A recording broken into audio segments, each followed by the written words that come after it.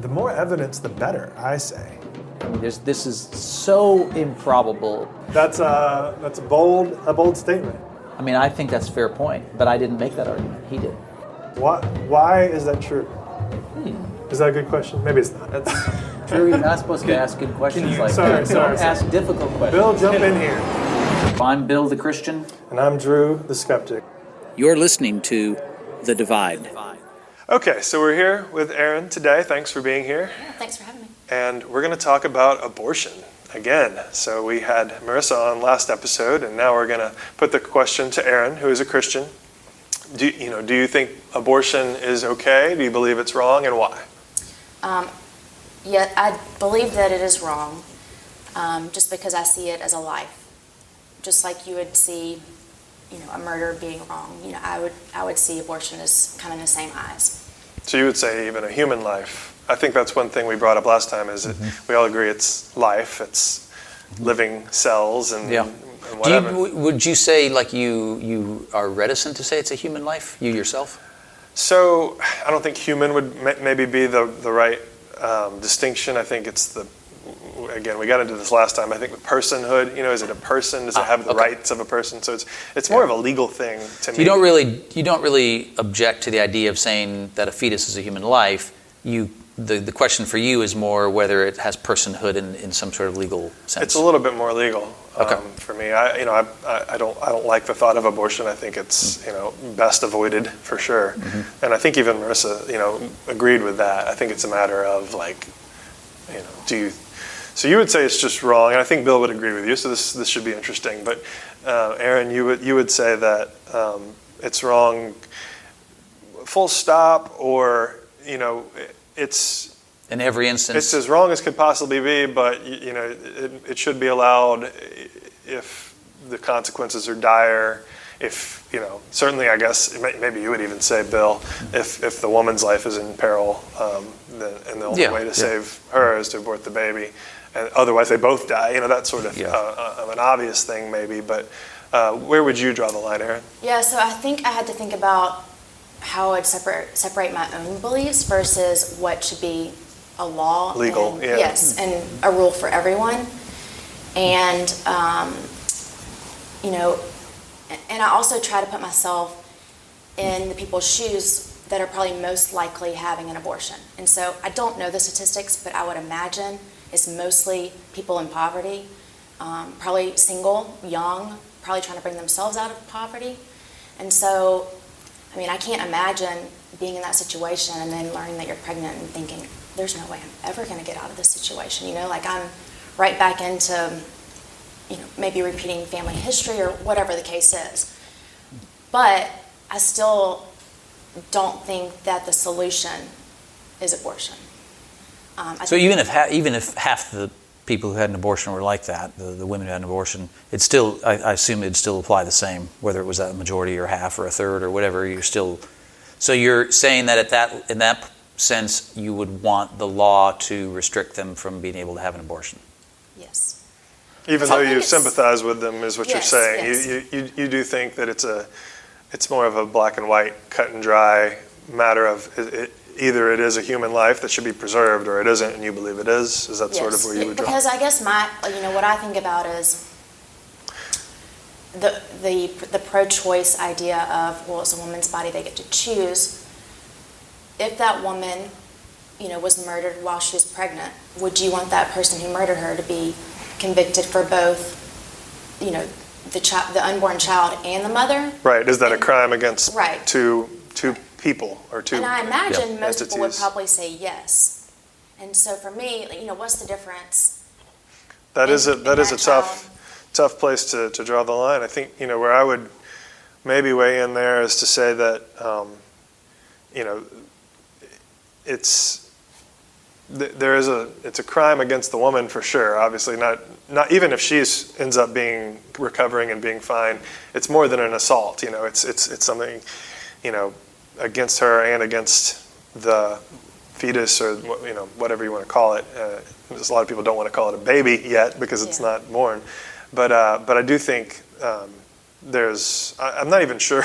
We probably shouldn't talk about things where we don't know exactly what the law is. But I do think that you're right. It's more than just a non-factor against one entity and only a crime against the mother. How about rape and incest? Because that often comes up. That's definitely a big one. Yeah, and so I guess that's one thing that so with this whole, abortion discussion, I feel like there's a lot of like tidbits that are pulled out that kind of get away from the heart of the issue. And I don't know if it's, all of our political, the healthy discourse we have in politics. I'm a little skeptical of like anything that is said on newscast or by any party, because it's like, well, is that really true? All the fake news. Probably a little bit of watching like House of Cards, thinking that everyone is just telling lies. But, and I've tried to research this to find out if this is part of the law, but with the rape and incest, I haven't heard anyone talking about like the Plan B pill, like if that would still be legal. Because if you were raped, you could go the next day or the next week or whenever, I would think, and take the pill, and you should be okay from getting pregnant. Now that is not an educated really assumption, but I think that's probably, I don't know. I think there are people who are, against the Plan B pill in general, but I don't know of any places where it's not legal. Well, and of course, there's still adoption or whatever, as far as keeping the baby, but having to go through the whole 9 months pregnancy is, I guess, the tough part. Of course, there's probably instances where people are raped and then, don't take action for months. Right. Don't go get the Plan B pill. Don't do anything. Try to, pretend it didn't happen. For me, I don't like to use sayings to like, but I feel like two wrongs don't make a right. That rape wasn't right. Right. But it doesn't mean an abortion is the right answer either. And I think the church has a great opportunity to step up, for all of the people who to offer support. Yeah. So the line for me, I think by the way, I do think it would make the case for people like you and I, who are pro-life in probably the vast majority of instances anyway, are in the sense of rape, and even if there was some cloud over those issues for most people who are pro-life, it just seems to me like if our side, it's not that nothing is done, but it's not like we've necessarily earned a lot of credibility, I think, on this. I think it's generally in the culture. It's a pretty easy, target for someone on the other side to say, well, you can't be pro-life if it just ends when the life is born, and then you have, there's no responsibility on the pro-life person. So what I was going to say is where the line is for me is, and we talked about this last time, but what are you asking of the woman, right? So, especially in a situation where they've been raped, but really in any situation, like how is the government able to tell, someone what to do? Now, obviously, you don't want someone taking matters into their own hands. You want to have a safe alternative, but that's sort of where it comes out for me, and it's not something that I'm super, I guess, excited about as a concept, and in fact, I would love it if there were no abortions, but I just don't think that's practical. So for me, it's more of a practical matter. Now, Bill, I'm trying to remember exactly where you came down on the, in situations where a rape has occurred. Yeah, I think you might have just said I don't know. I don't remember, to be honest, but I generally just say I'm pro-life, and I don't really make distinctions. Yeah, like it feels like I'd be intellectually inconsistent to say, or morally inconsistent to say, well, this is a life and it's sacred inherently, and therefore we can take the life when these circumstances are, like, it would feel like the only circumstance that would allow for that is where you have to choose between lives, like the literal life of the mother versus the baby would be the only time I could think of where I would say that's a genuine moral dilemma, whereas the other ones, it feels to me like, honestly, I can't imagine someone going through that. Well, let me try making the case for it really quick. Yeah, please do. So I think there could be, and again, this wouldn't be my position, but I think there could be a case to be made where there is a responsibility on the woman to carry a child that they have had of their own volition, and if they have had it forced upon them by a rape, then it's not really their responsibility. And so what's being asked of them to carry that child to term, to have a birth, to figure out what to do with that child is too much to ask. And, again, I don't think that makes any difference if you believe what they're carrying is a sacred life, except to say legally you could make an exception in that case. Yeah.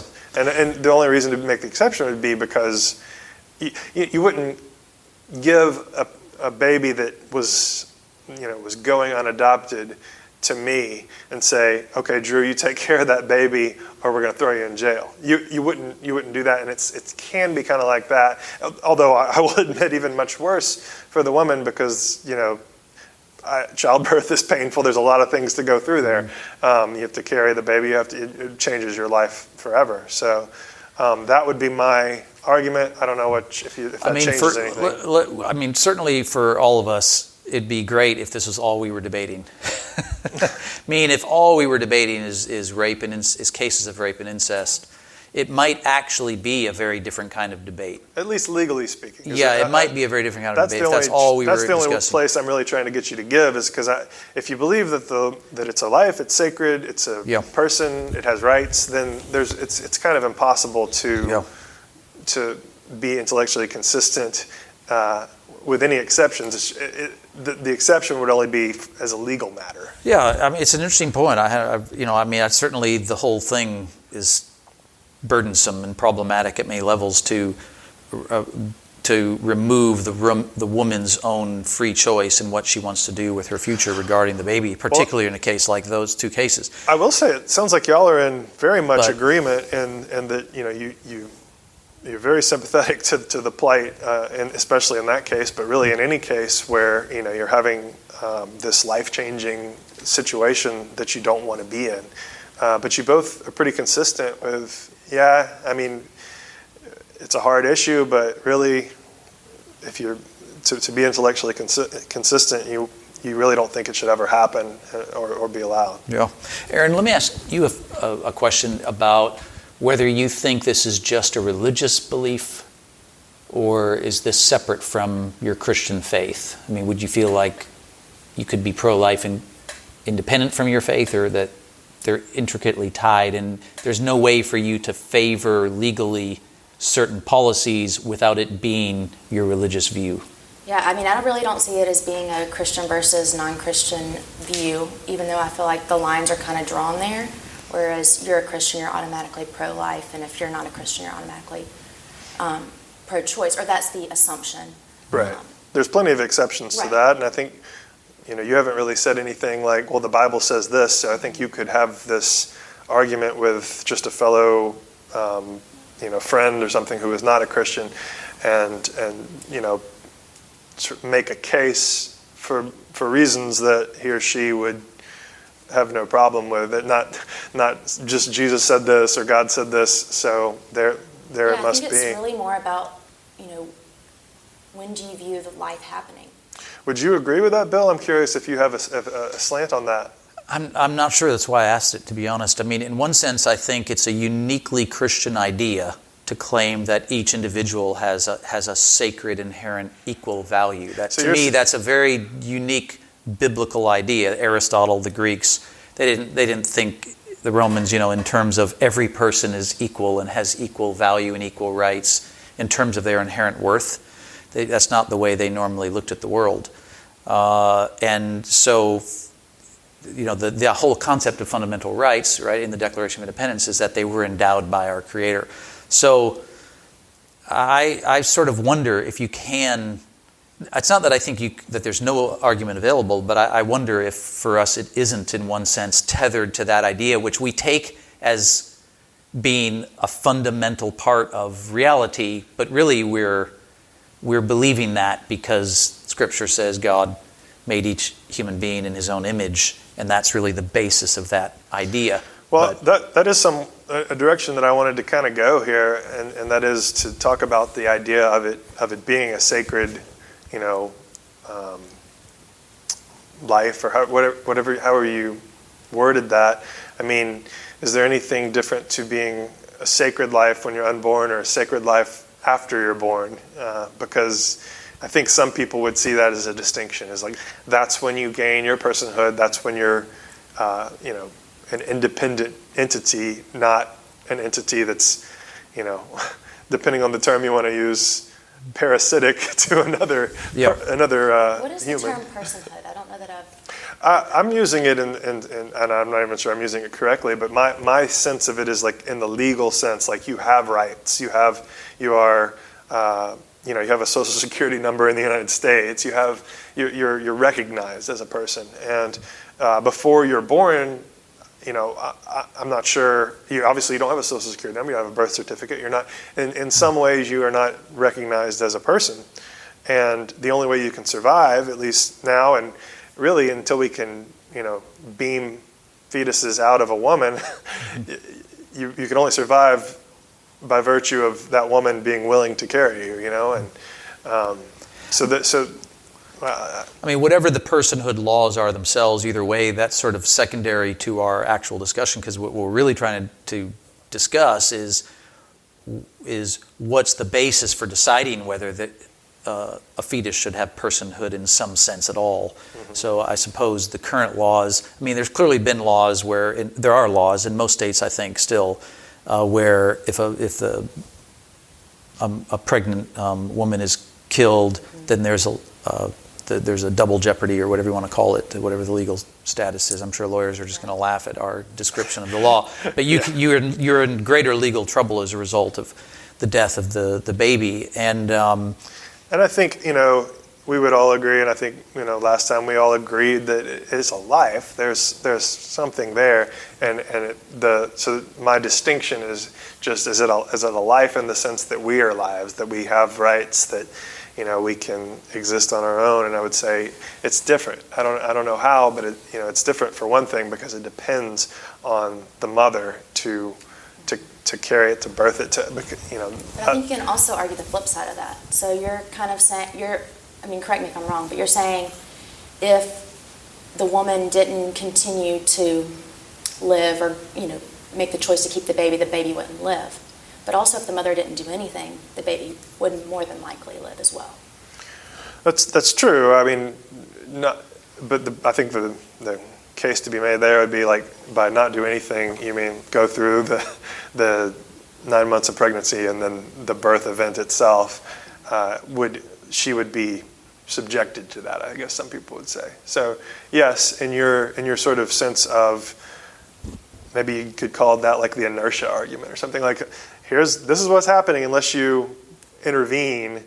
But so that's a really good point, because I've often thought about it that way, and I think I used to believe that. I used to think, well, it really is murder because you're taking an initiative to kill it, and and the way that I've really changed is more thinking about from the woman's perspective, like it's all happening to her, and she can basically do what she wants. I mean, when I talk about it, the life being, dependent on her, or depending, you might want to use the term parasitic on her. I mean, it is literally drawing life from her, and so she doesn't. It's the factor of, people say pro-choice. It's like, well, does she even have? She's been asked to do something of which she has no choice. I'm really not doing a very good job of explaining you don't mean this. like in a normal pregnancy where you just slept around and you're pregnant. I mean, she had a choice in that sense. She had a choice at that point, yeah. But now the choice is, basic. I'm agreeing, I guess, with the sense that, like, if you do nothing, there's going to be a baby, So a newborn is also parasitic. I mean, it would not survive without the mother in some terms. You wouldn't necessarily think that if the mother all of a sudden decided, this baby is, I don't want to go through breastfeeding. I don't want to go through all this other raising a child, all the money it's going to cost. I mean, at that point, you wouldn't necessarily think that it was okay. But at that point, I think the legal ramifications are more clear, right? Like, but we're trying to decide what the legal ramifications should be. Like whatever they are right now is. I to think me, when the baby is irrelevant. born and is a person recognized and has rights that, to deprive it or to not,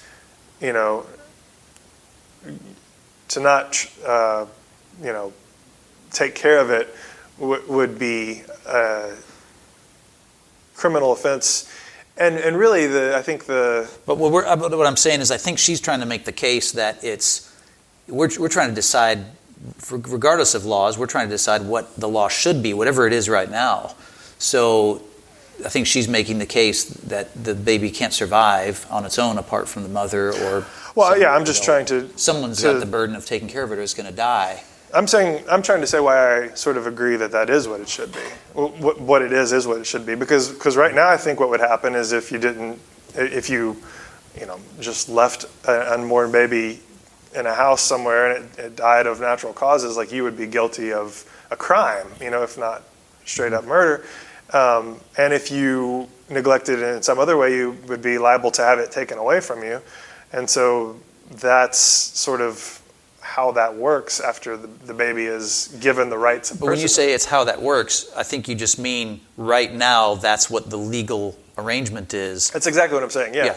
In contrast to how it works before the baby is born, right? Right now. But what I think the position we're taking is on the same basis of that. It's the same arguments that bring you to that current legal arrangement should drive you to the position that also before birth, a mother shouldn't be able to do the same thing that is presently considered criminal after birth. That the moral calculus is so similar or so analogous that it's just as wrong morally, whatever the law says. That goes back to the inertia argument. It's almost the flip before it's born. Like if you do nothing, then the baby's coming, right? So here's another interesting thought. So if that's kind of your stance of all this is being done to the mother, she needs to have a choice. Well, what about her choice to take drugs while she's pregnant? I mean, then, now it's kind of everyone flips their stance on, that baby, that shouldn't have been done to the baby. But maybe that mother, it's her choice to take the drugs.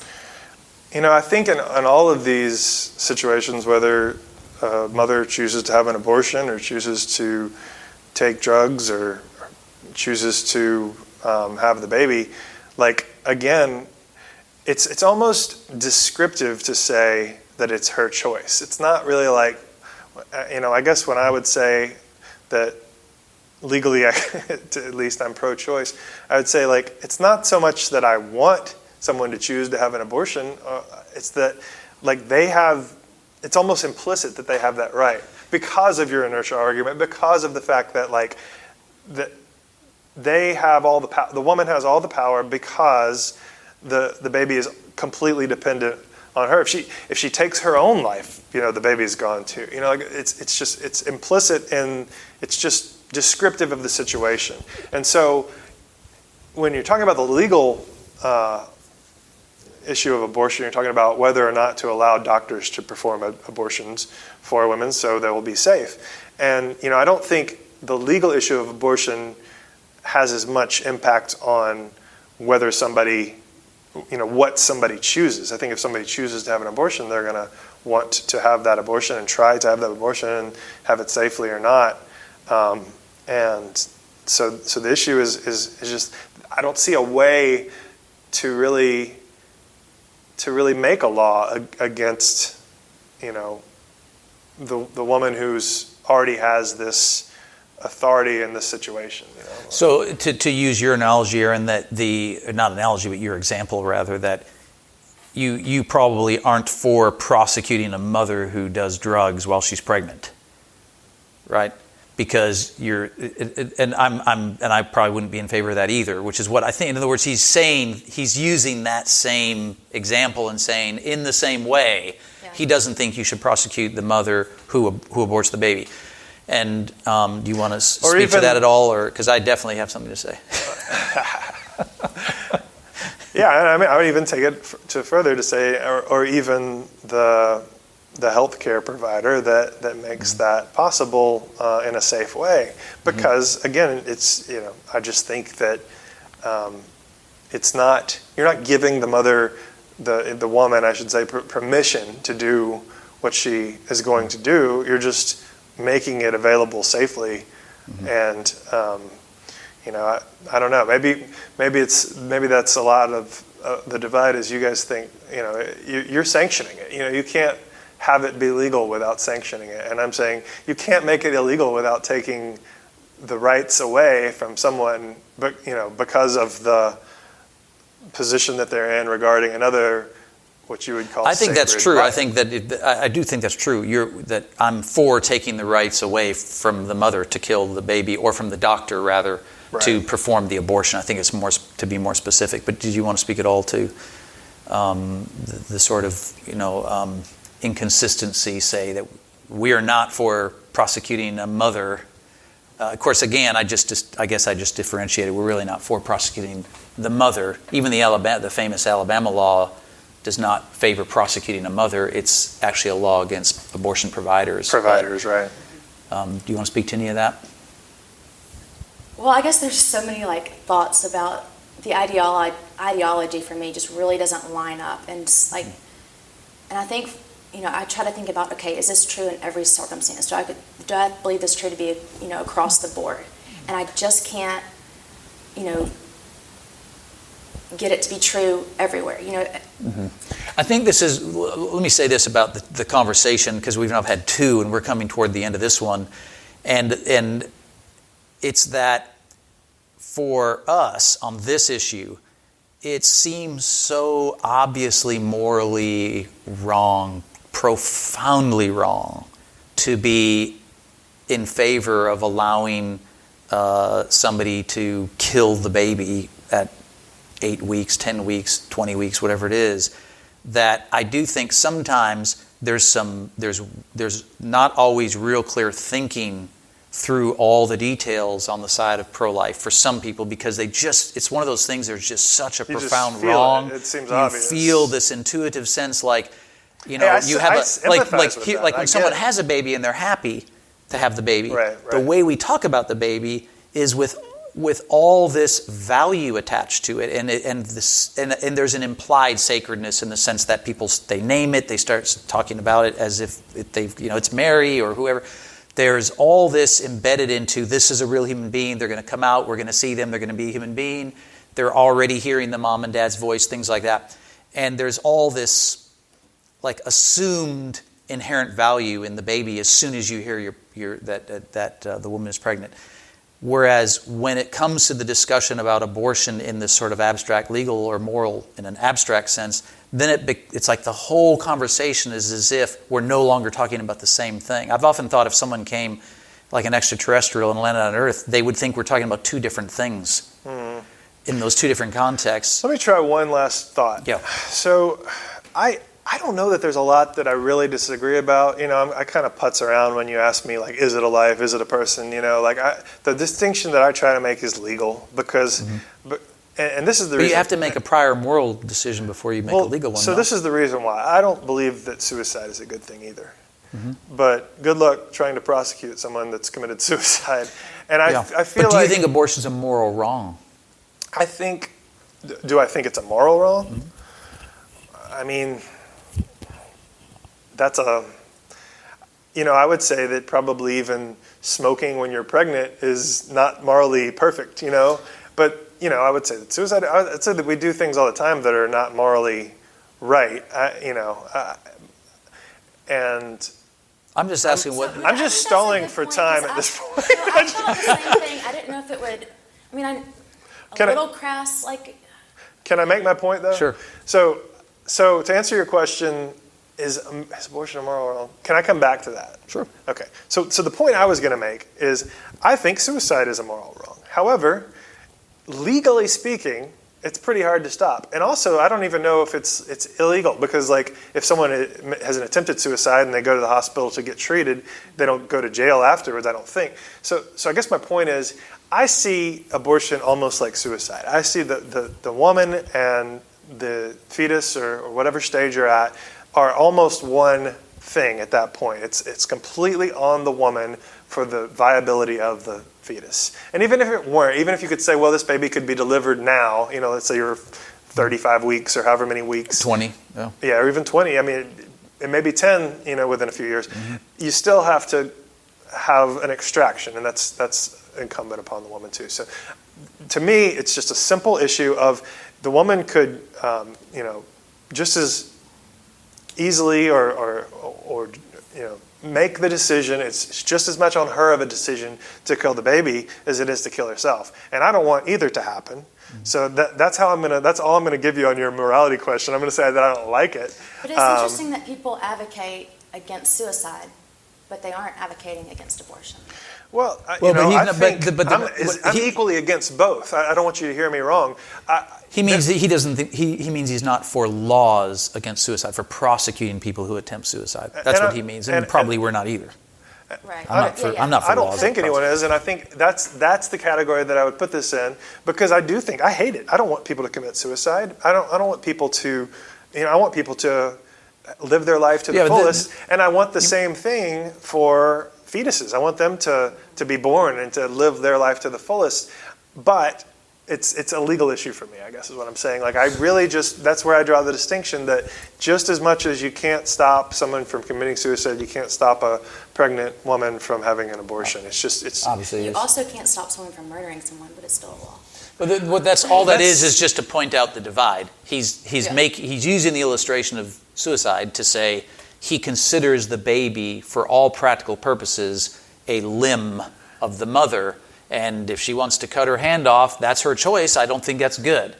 We're taking the position the baby is to us a separate, and we don't think of that as mere. Which is why murder is wrong, by the way, because it's a separate. Let me make this distinction for our side. Though we have a strong moral intuition about the case of abortion, we think it is based in something that's an obvious fact, which is that the baby isn't just a limb of the mother. It's not a fingernail or something like that. Or even the mother herself.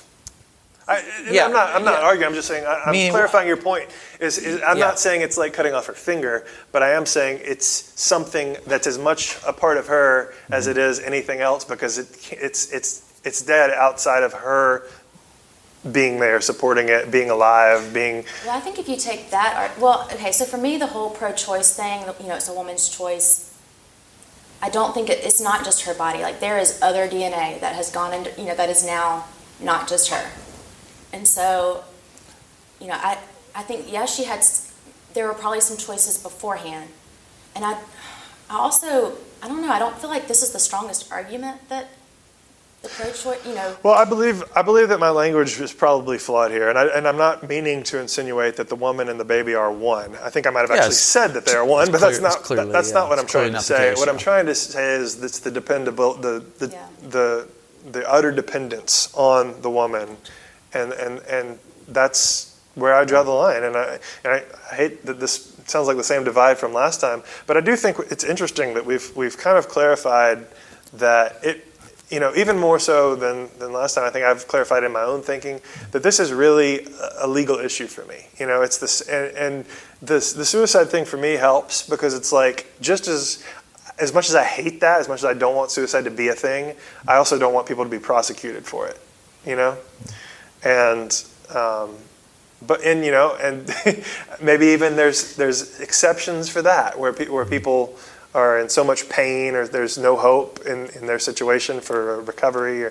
So there are a lot of similarities to me, and it's not something that I ever want to happen. It's not something that I think is morally good, I'll say that.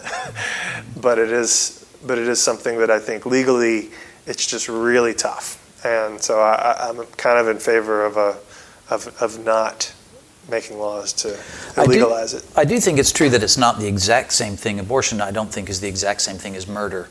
But I still think it's, we've said it enough, our position, I suppose. But how much do you think, Drew, and maybe this is too hard to answer, but how much do you feel yourself just a cultural pressure to take a position that just simply isn't, like, do you have moments where you feel like, I have a moral intuition one way, but there's just so much pressure in the culture that I just feel like it's hard to be fully honest about what I really wish. Do you ever feel like that? Or I feel like I'm being pretty explicit about what I wish. I mean, I wish that there were no suicides and no abortions. But I wish that because I wish everybody could, experience life in its fullness, and, all pregnancies would be wanted. And, I think we should, and this is a good point that Marissa made, I thought, is we should take it one step back and look at how we can avoid the unwanted pregnancies instead of how we can avoid the abortions. Yeah, we talked last time about how there's some things we could actually agree on, policy-wise.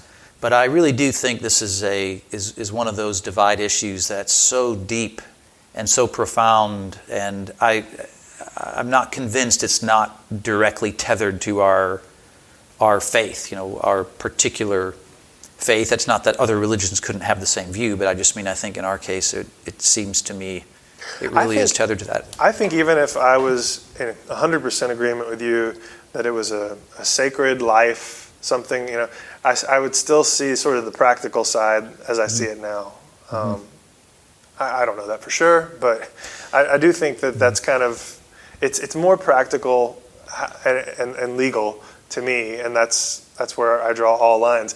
It's not that I think it's perfectly fine to go around aborting babies willy-nilly. It's not that I think that it's not some kind of life, and even a valuable life. Do you see the dissonance? Like I was pointing out some dissonance that I thought there's one way to talk about a baby when the baby's wanted, and then there's another way to talk about the baby if it's just an abstract concept of whether we can abort that fetus.